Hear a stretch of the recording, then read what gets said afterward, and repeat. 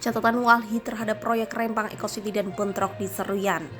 Dilansir dari Tempo.com Jakarta, Wana Lingkungan Hidup dan Walhi Indonesia mengkritisi proyek strategis nasional PSR Rempang Eco City yang bakal dikerjakan oleh pemerintah di Pulau Rempang, Batam, Kepulauan Riau.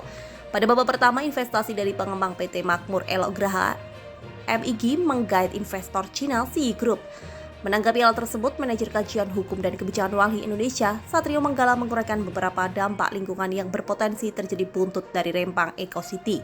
Pertama, penggunaan air berlebihan. Ini akan berkaitan dengan kondisi geografis Pulau Rempang sebagai pulau kecil sehingga rentan. Jika penggunaan air berlebihan, jelas Satrio dalam diskusi konflik agraria Rempang dan penggusuran skala nasional pada 19 September 2023. Kedua, pembuangan limbah cair dan zat berbahaya. Pada operasi Sinyi di Kanada ada catatan pencemaran limbah cair sehingga Satrio khawatir dapat mengancam Pulau Rempang. Ketiga, kebutuhan pasca energi besar. Jika akhirnya Sinyi menggunakan pembangkit listrik tenaga uap PLTU batubara, maka tindakan itu tidak ramah lingkungan. Abu dari asap pabrik dan produksi kaca dan PLTU dekat dengan pemukiman warga. Keempat, ancaman degradasi lingkungan, sebab adanya potensi eksploitasi pasir menjadi bahan baku dasar produksi.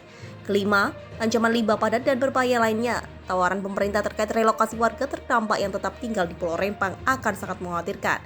Selain itu, Manajer Kampanye Pesisir dan Laut Walhi Indonesia, Farid Ridwanudin, juga mengkritisi bahwa pemerintah tidak menghitung keuntungan investasi Pulau Rempang secara utuh.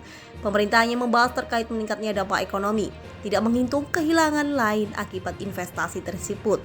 Kehilangan lain juga membuat kerugian besar bagi Indonesia dalam aspek sosial dan ekologinya. Di sisi lain, Walhi juga angkat suara terkait tewasnya satu orang akibat penembakan yang diduga dilakukan aparat kepolisian terhadap warga Bangkal, Kabupaten Seruyan, Kalimantan Tengah. Polres Seruyan dan Polda Kalteng diduga menggunakan senjata api dan peluru tajam dalam penanganan aksi massa pada 7 Oktober 2023 silam. Konflik tersebut terjadi karena imbas dari protes warga Bangkal sejak 16 September 2023 menuntut PT HMBP 1 Best Agro International Group yang dinilai mengambil tanah warga tanpa izin di luar HGU perusahaan. Direktur Eksekutif Walhi Kalimantan Tengah, Bayu Harinata, mengatakan penembakan maksa aksi oleh aparat kepolisian merupakan tindakan melawan hukum.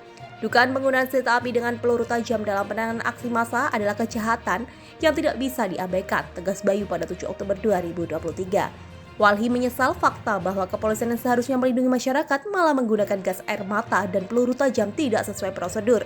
Polisi yang terlibat tersebut harus dibawa ke ranah hukum, termasuk secara pidana, sebab pelanggaran prosedur tersebut telah mengakibatkan korban jiwa.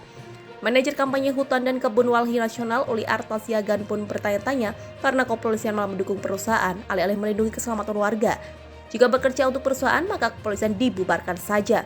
Polisi membackup perusahaan secara penuh. Kami heran ini mereka polisi atau satpam perusahaan, ujar perwakilan Walhi tersebut kepada Tempo pada 8 Oktober 2023.